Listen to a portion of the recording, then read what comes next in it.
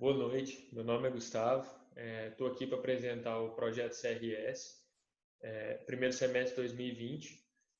Nosso grupo é composto pelo Cristiano, pelo Eduardo, pela Gabriela, por mim, Gustavo, pela Joyce, Luiz Henrique e Samuel. Esse projeto CRS é um projeto da FASU, que a gente tem como responsabilidade social aplicar algo adquirido por nós dentro da faculdade, aplicar perante a sociedade. E nós vamos falar sobre produção de mudas. Primeiramente, eu gostaria de estar esclarecendo que esse vídeo foi totalmente gravado com segurança, seguindo norma de distanciamento social e uso de máscara para proteção contra a Covid-19, determinados pela OMS e o Ministério da Saúde do Brasil. Então, todo mundo está em sua devida casa, em total segurança, e estamos fazendo utilização dessa plataforma online para estar apresentando para vocês um pouco sobre o nosso conhecimento. Agora eu vou passar a palavra para o Cristiano. Boa noite. Eu vou falar a respeito de sementes, da forma de plantio e dos objetos usados para fazer esse plantio, né? Existe duas formas de semente. As sementes que são plantadas diretamente ao campo, né? Podemos dar exemplo a cenoura, porque sua morfologia de raiz radicular, ela exige que seja plantada diretamente no campo. Ela não aceita que você plante elas num saquinho, num tubete ou numa bandeja de células e fazer o replantio depois. Então, ela tem que ser plantada diretamente no solo. E existe as outras espécies de sementes, de outras espécies de plantas, que elas precisam de um recipiente para ser plantadas, né? Como podemos dar exemplo, a semente de alface, né? Pode passar, Gu. E aí, para que ocorra esse plantio, é utilizado diversas recipientes diferentes, que podem ser um saquinho plástico preto, tá? Que tem várias medidas, pode ser o copinho de papel, que é feito na hora, pode ser uma garrafa PET, um copo descartável, né? Um tubete ou o mais usado, que são as bandejas de células. Essas bandejas de células, elas apresentam uma variedade grande de quantidade de células que podem ser adequadas na cultura desejada, né?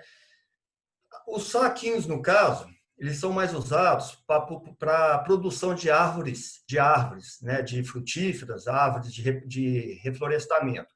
E, no caso, os tubetes e as bandejas de células, elas são usadas mais no HF, tá? E os tubetes também, pois há a possibilidade de usar, de reutilizar, gerando uma economia para o produtor, né? Com a única necessidade de uma desinfetar, né? Uma esterilização desse material, uma solução de água sanitária, para que não transmita ou transporte vírus, bactérias e doenças para as plantas novas que serão cultivadas, né? Isso aí é utilizado numa casa de vegetação, facilita no transporte, porque você está transportando uma quantidade maior de plantas num menor espaço, né? Então, é a forma mais adequada para a produção. Agora, a nossa colega Gabriela ela vai explicar a respeito do substrato para vocês. Boa noite. Primeiramente, boa noite, né, a todos.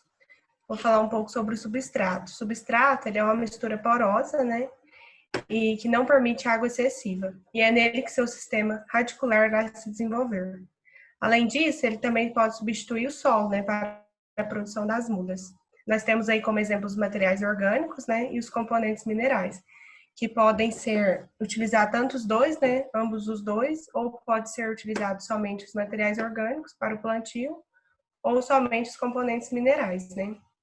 Nós temos o exemplo aí da espuma fenólica. Pode passar. A espuma fenólica, ela é um substrato muito utilizado, né, em ambientes de hidroponia. Ela não tem utilização de solo nas raízes e é um substrato à base de resina fenólica, que é livre de fungos e das bactérias e oferece uma boa retenção de água e um desenvolvimento saudável nas raízes.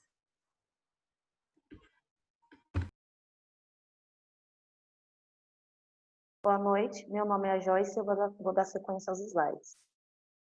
Para uma planta ter um bom desenvolvimento, ela precisa ser germinada num bom solo.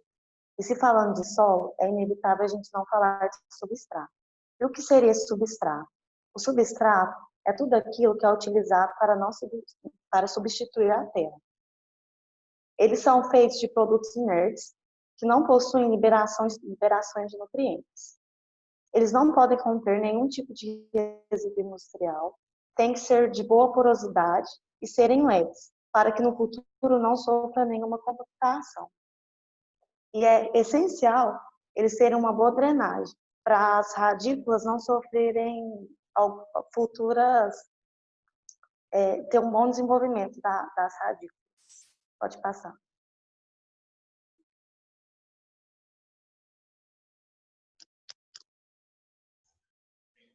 A distribuição de componentes do substrato, ele é dividido como básico, aditivo e complementar. Só depois.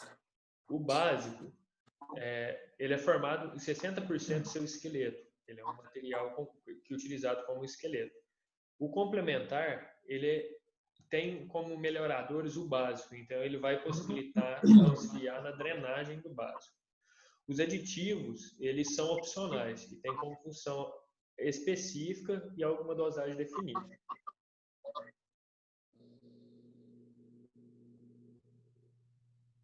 Bom, boa noite, meu nome é Eduardo e eu vou estar falando um pouquinho aqui sobre os modos de cultivo.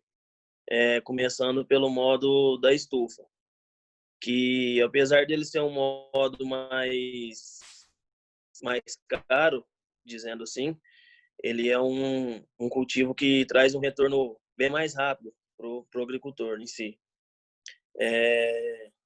Esse modo necessita de uma boa cobertura, né, de uma boa estrutura, com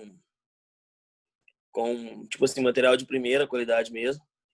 E o uso de, como é que eu posso dizer? O uso de esterco, alguma coisa assim do tipo, é bem reduzido, referente aos outros modos de cultivo. Pode passar, Gustavo.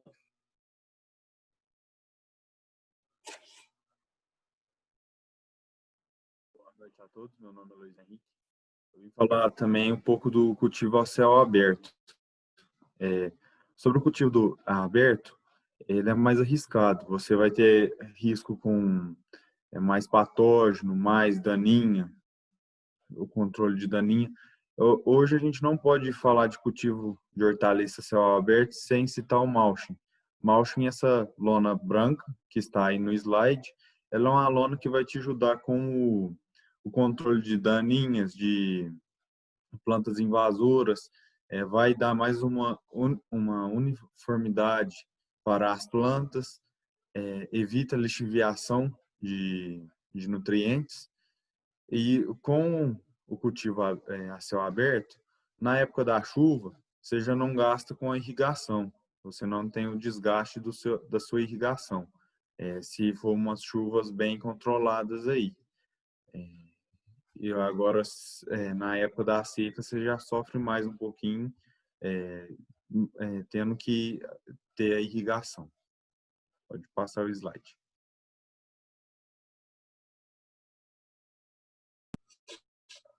Bom, pessoal, meu nome é Samuel, boa noite aí. Eu vou falar um pouquinho agora para vocês, aí, dar uma breve explicação sobre o transplantio. Então, o que é o transplantio? Nada mais é do que o processo de você tirar a muda que você produziu ali dentro do seu viveiro, no seu canteiro, na sua área de produção de mudas ali, para passar ela para um local definitivo. Esse local definitivo, no caso de uma árvore frutífera, será um pomar, no caso de uma árvore, de decoração, ou no caso das hortaliças mesmo, para o canteiro final. Então vamos lá.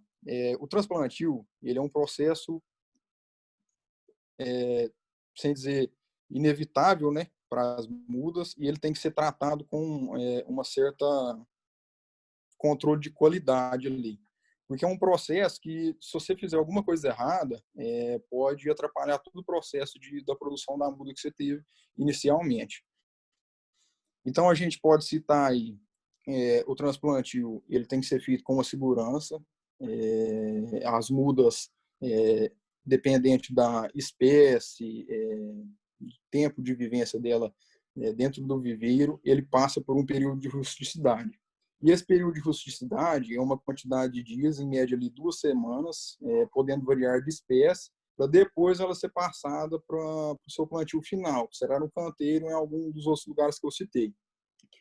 Então, o que a gente pode fazer? O que acontece, na verdade? A gente tem esses recipientes que o pessoal citou aí anteriormente, e esses recipientes, na hora do transplantio, alguns podem ser aproveitados ou não. Por exemplo, a espuma fenólica, ela não é reaproveitada, porque na hora do transplantio você tira aquela célula da espuma fenólica onde está plantada a muda e já passa diretamente para o solo ou no local que você vai fazer o plantio definitivo da muda. No caso de tubetes, bandeja, você tem esse reaproveitamento de recipiente de produção. Então, é uma parte importante que você pode reaproveitar esses recipientes. No caso do saquinho também não é reaproveitado, porque você faz ali o corte no saquinho, que é da maneira correta de você fazer o transplantio. E concluindo que esse processo é um processo que deve ser tratado com uma questão de qualidade extrema, porque é um processo muito importante. Tem que ter o período de rusticidade certo, tem que fazer de um modo assim, bem correto. Certo? Vou prosseguir.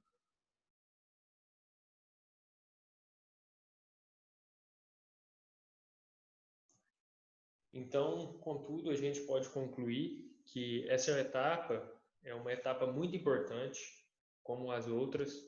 Posteriormente, ela vai estar fazendo o melhor desenvolvimento para a planta, para depois ser transplantada ao campo.